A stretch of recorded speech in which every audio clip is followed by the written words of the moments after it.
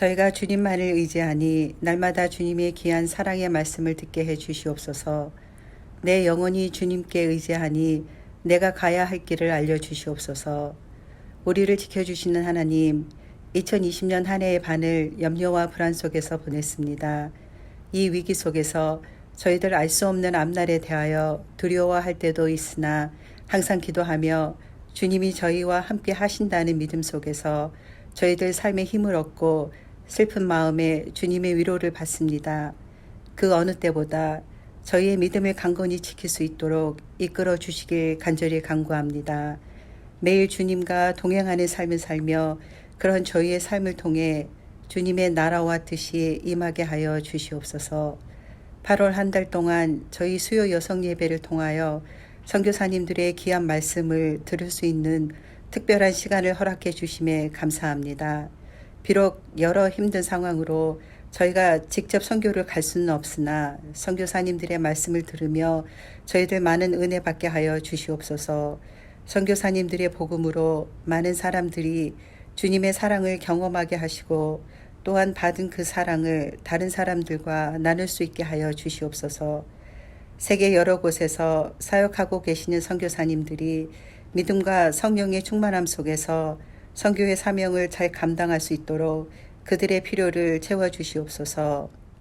특별히 남미 사역을 위해 기도합니다.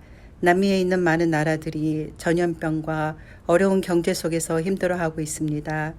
주님께서 그들과 함께 하시어 삶이 어떤 어려움에 처하더라도 포기하지 말며 담대히 어려움을 이겨내게 하여 주시옵소서. 그리하여 그들이 주님의 축복된 삶을 누리게 하여 주시옵소서.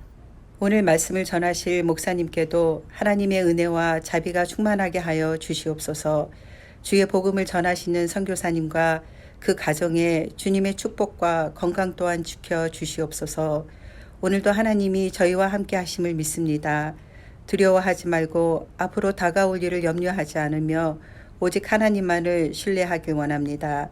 이 모든 말씀 우리 주 예수 그리스도 이름으로 기도합니다. 아멘.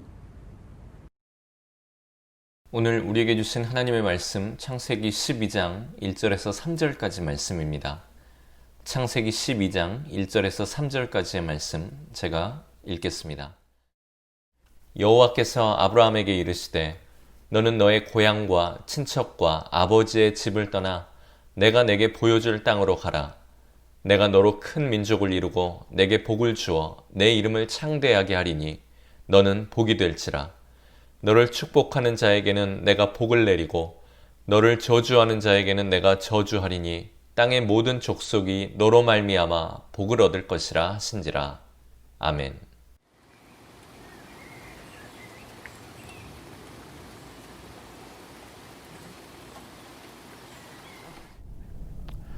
샬롬, 수요 여성 예배에 참석하신 모든 성도님들을 환영하고 축복합니다. 온라인으로 진행되는 예배라서 성도님들을 직접 뵐 수는 없지만 그래도 오랜만에 수요 여성 예배의 설교회계에 대해서 기쁘고 또 감사하게 생각합니다. 오늘부터 4주간 선교 여전한 사명이라는 주제의 설교 시리즈가 시작되는데 이 시간을 통해서 바라고 기대하기는 성도님들이 선교에 대한 이해의 폭을 넓히고 선교하시는 하나님을 만나며 선교적인 삶을 실천하시는 성도님들로 변화되기를 간절히 소망합니다. 역사의 주인공은 하나님이십니다. 그래서 역사를 그의 이야기, 히스토리라고 부릅니다. 하나님은 역사를 주도적으로 계획하시고 이끌어가는 분이십니다. 우리 눈에는 역사가 시간의 흐름에 따라 자연적으로 진행되는 것처럼 보이지만 그동안 인류가 지나온 역사의 발자취를 뒤돌아보면 하나님께서 계획하신 시간표에 따라 한치의 오차와 실수 없이 진행되고 있다는 사실을 어렵지 않게 발견할 수 있습니다. 지금 이 세상의 모든 인류가 겪고 있는 우리 코로나 바이러스 19 팬데믹 역시 언제 끝날지 모르는 그런 심각한 상황이지만 하나님께서 이런 상황을 허락하셨고 또 컨트롤하고 계신다는 것과 하나님의 계획과 시간표에 따라 진행되다가 정해진 시간이 되면 마무리될 것이라는 것을 확신하게 됩니다. 하나님께서 이끌어 가시는 역사는 죄로 인해 사망 선고를 받은 인간과 세상을 어둠과 사망의 권세로부터 구원하시려는 과정을 담고 있는 구속의 역사입니다. 이 인류 구원의 역사, 이 인류 구속의 역사를 redemptive story라고 이렇게 영어로는 얘기를 하는데요. 이 redemptive story는 성경 전체를 관통하는 메인 스토리 라인이며 또 동시에 성경을 한 권의 책으로 묶어주는 공통된 하나님의 주제입니다. 성경에 담긴 하나님의 redemptive story를 특별히 선교라는 단어를 사용해서 설명합니다. 사실 성경에서 선교라는 단어는 발견할 수가 없습니다. 그러나 창세기부터 요한계시록에 이르기까지 기록된 하나님의 redemptive story를 읽고 묵상하면 선교가 무엇이며 하나님께서 선교를 행하시는 이유가 무엇인지 그리고 어떻게 선교를 행하고 계신지를 쉽게 발견할 수 있게 됩니다. 그래서 성경을 선교에 관한 책이라고 해도 과언이 아닐 만큼 성경을 보지 않고서는 하나님의 선교를 이해할 수 없게 됩니다. 미션, 우리 선교에 대한 영어 표현이죠. 이 선교라는 말은 세상을 구원하시고 회복하시기 위해 행하시는 하나님의 계획과 방법, 그리고 인간에게 주어진 사명과 헌신 등을 포괄적으로 포함하는 말로서 인간이 구상한 어떤 박애 행위나 봉사활동이 아니며 윌리엄 캐리어와 같은 위대한 선교사나 예수님의 제자들과 바울이 시작한 그런 일도 아닙니다. 선교는 하나님께서 시작하셨고 하나님께서 이루어 가시며 하나님께서 마무리하시는 하나님의 사역이고 하나님의 역사입니다. 그래서 선교를 특별히 하나님의 선교, 미시오 데이라는 단어를 사용하여 설명합니다. 그러나 우리는 선교를 마치 교회의 연중 행사인 것처럼 여기며 참여할 때가 많이 있습니다. 1년에 한 차례 단기 선교에 참여하는 것으로 모든 선교 사역을 감당한 것처럼 말하거나 생각하는 분들도 계십니다. 단기 선교는 하나님의 선교를 이루어가는 중요한 도구인 것은 부인할 수 없는 사실입니다. 그러나 하나님의 선교는 단기 선교에만 국한되어 있지는 않습니다. 올해는 말씀드린 바와 같이 코비드-19 팬데믹으로 인해서 교회의 모든 단기 선교가 아쉽게도 취소되었습니다. 참 올해와 같은 일이 일어난 적은 저도 처음입니다. 지금이 한창 선교팀이 들어오고 나가는 1년 중 가장 분주한 시간인데 너무나도 한가한 그런 시간을 보내고 있습니다. 20년이 넘게 교회에서 사역을 했지만 정말 이런 일은 처음인 것 같습니다. 그러나 단기 선교에 참여하지 못했다 하더라도 너무 아쉬워하지 않았으면 좋겠습니다. 왜냐하면 단기 선교가 아니더라도 하나님의 선교에 참여할 수 있는 방법은 많이 있기 때문입니다. 우리 삶의 주변을 한번 돌아보시기 바랍니다. 우리 주변을 보게 되면 여전히 하나님을 알지 못하거나 또 믿음에서 떠난 이웃과 가족들이 많이 있습니다. 저는 그들에게 그리스도의 사랑을 전하고 섬기는 일 또한 우리가 감당하고 참여해야 할 하나님의 선교이며 또 언어와 문화가 다른 우리의 자녀들에게 말씀과 기도로 그들을 양육하는 것도 하나님의 선교의 한 부분이라고 생각합니다. 또한 저는 저희 교회가 섬기고 있는 선교지인 남미의 페루와 도미니칸 리퍼블릭, 북아프리카 그리고 중앙아시아에서 지금도 사역하고 계시는 선교사님들을 위해서 기도하고 또 그분들의 사역과 가족의 안전을 위해서 기도하는 일도 중요한 선교 사역이라고 생각합니다. 성경은 선교의 궁극적인 목적이 하나님의 왕권이 회복되어 이 세상이 다시 하나님의 온전한 통치 아래 놓이는 것이며 모든 민족이 하나님의 백성이 되어 하나님을 영원히 찬양하고 예배하는 것이라고 선포하고 있습니다. 이 말씀이 우리 요한계시록 7장 9절부터 12절까지의 말씀에 나와 있는데 이 말씀을 제가 한번 읽어보도록 하겠습니다. 요한계시록 7장 9절부터 12절까지의 말씀입니다.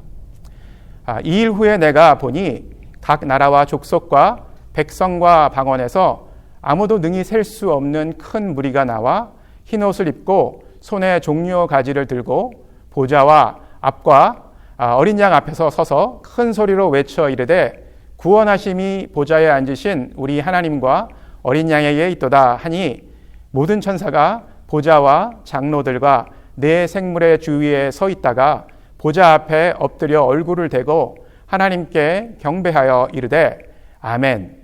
찬송과 영광과 지혜와 감사와 존귀와 권능과 힘이 우리 하나님께 세세토록 있을지어다. 아멘 하더라.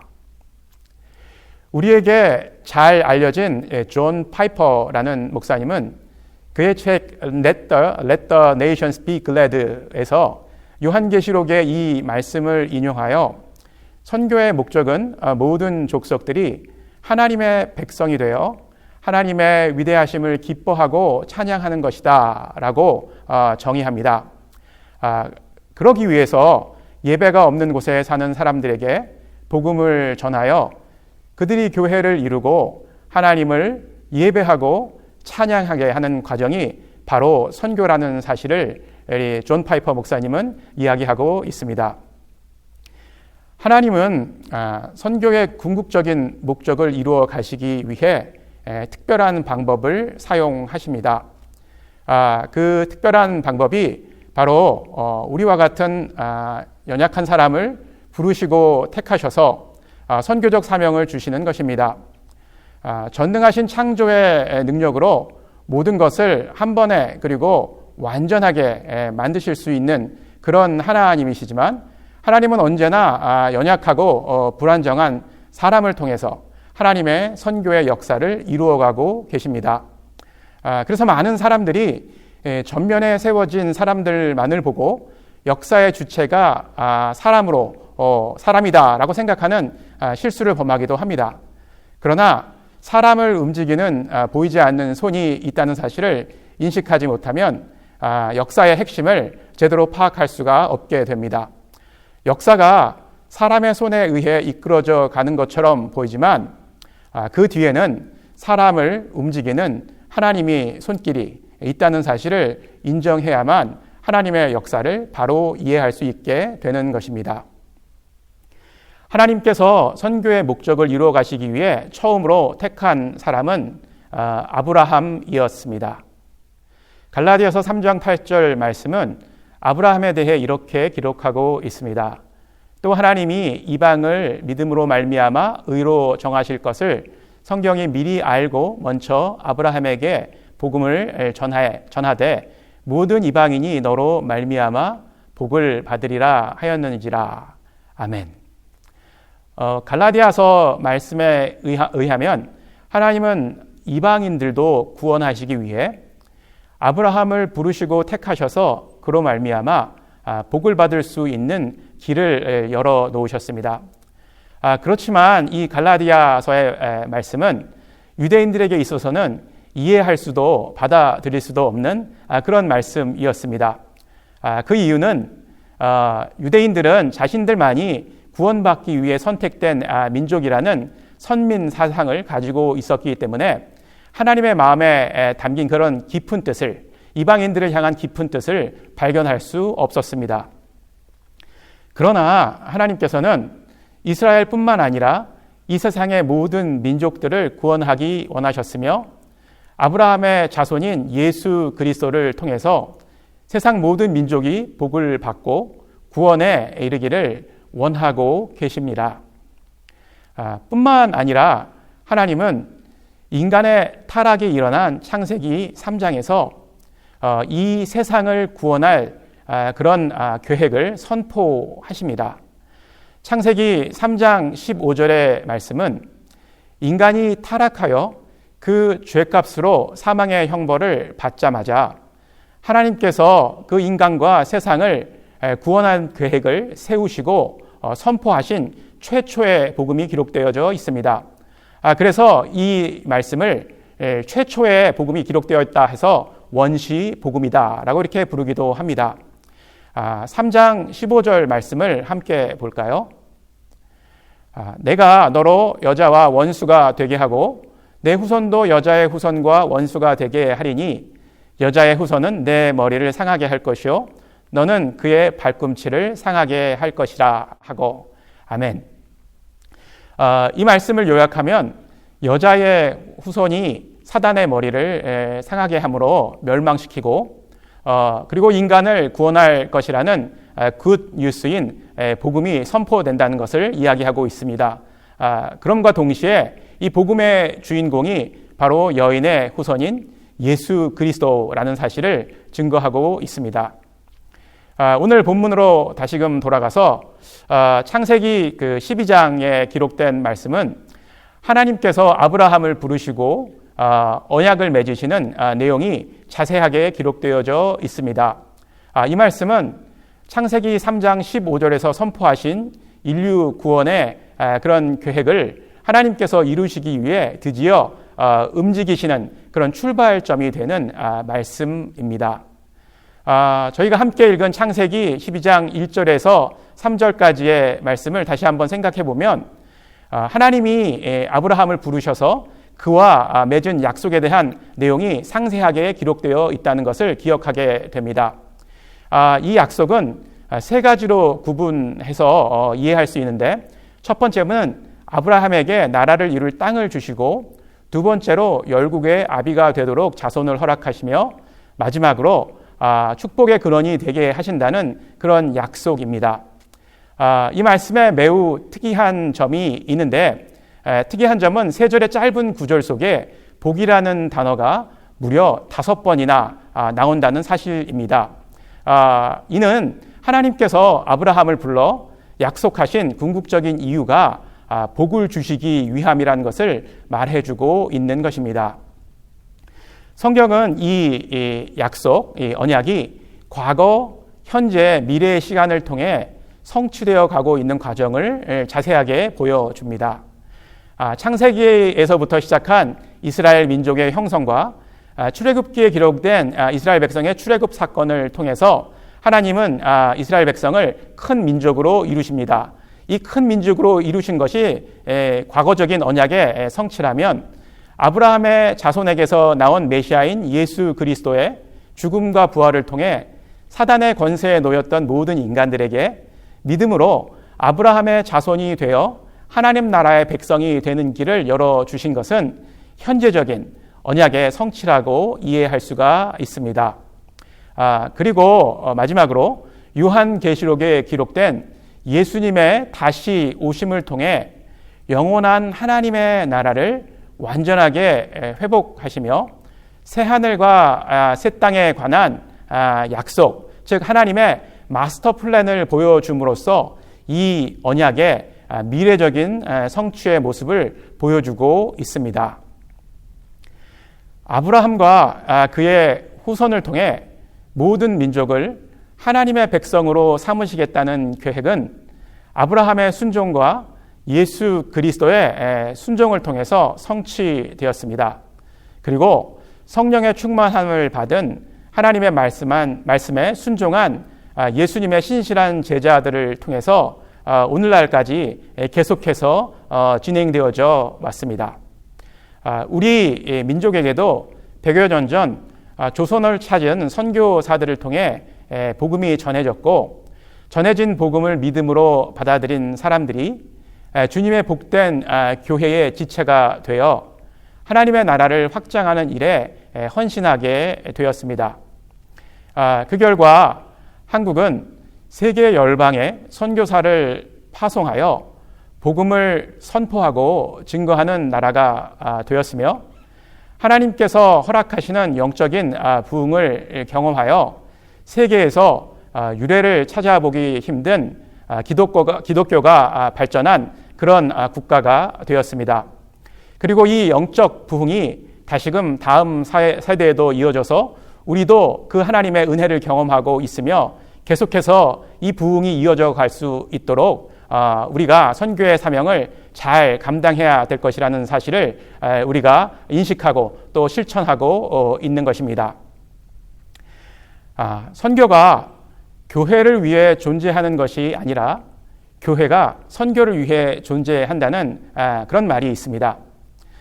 이 말은 선교가 교회 사역의 한 부분으로 존재하는 것이 아니라 교회가 이 세상에 존재하는 이유가 바로 선교를 위해서라는 것입니다.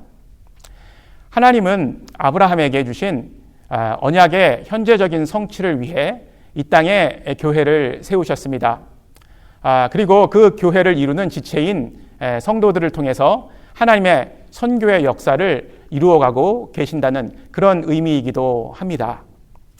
하나님이 아브라함에게 주셨던 그 언약의 핵심적인 부분은 좀 전에도 말씀드렸던 것처럼 아브라함이 복의 근원이 되게 하는 동시에 아브라함의 자손들에게 복을 주시겠다라는 그런 약속입니다.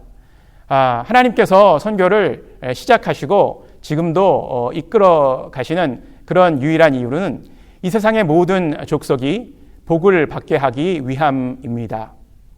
그리고 이 복은 예수 그리스도를 믿음으로 고백하여 아브라함의 영적 자손이 되고 하나님의 자녀와 하나님 나라의 백성이 되는 것을 의미합니다.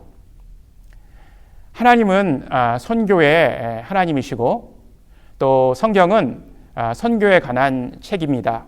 그리고 교회는 선교를 위한 하나님께서 특별하게 만드신 기관입니다.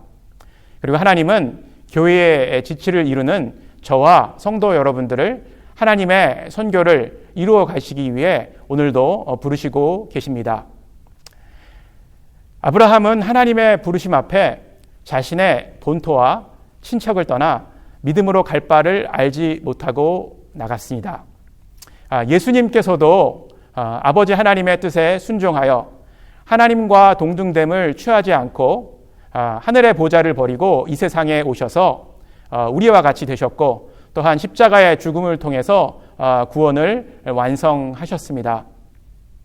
하나님은 아브라함을 부르셨듯이 또 예수님께서 순종하셨듯이 저와 여러분을 선교를 위해 부르고 계시며 우리의 순종을 기다리고 계십니다. 말씀드린 바와 같이 선교는 미지의 세계에 나가서 모든 것을 헌신하고 또 포기하며 희생하는 것이 전부가 아닙니다.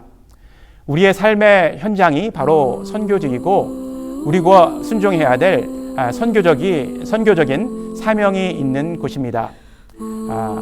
저는 이제는 저와 성도님들이 그 부르심 앞에 더는 머뭇거려서는 안 된다고 생각합니다. 지금이 바로 그 부르심 앞에 반응해야 될 시간인 것 같습니다. 그 부르심에 기쁨으로 응답하시는 성도님들이 되시기를 선교의 처음과 나중 되시는 하나님의 이름으로 간절히 축원하고 축복합니다. 여러분 안녕하십니까? 저는 페루 아라스에서 선교하고 있는 김덕영 선교사입니다. 저는 작년 7월 이곳에 와서 교육 선교에 대한 비전을 가지고 지금까지 사역을 감당을 하고 있습니다. 제 가족으로는 사랑하는 아내와 두 아들들이 있습니다. 첫째 아들은 17살 김하민이고요. 둘째 아들은 15살 김정민입니다. 저희는 이곳에 와서 고산병도 잘 적응하였고 어느 정도 적응이 될 만할 때가 되니까 이렇게 코로나 사태가 찾아와서 그래도 이 상황 가운데 하나님께서 저희들에게 허락하신 그러한 또 뜻이 계시리라 생각을 하면서 사역을 감당을 하고 있습니다.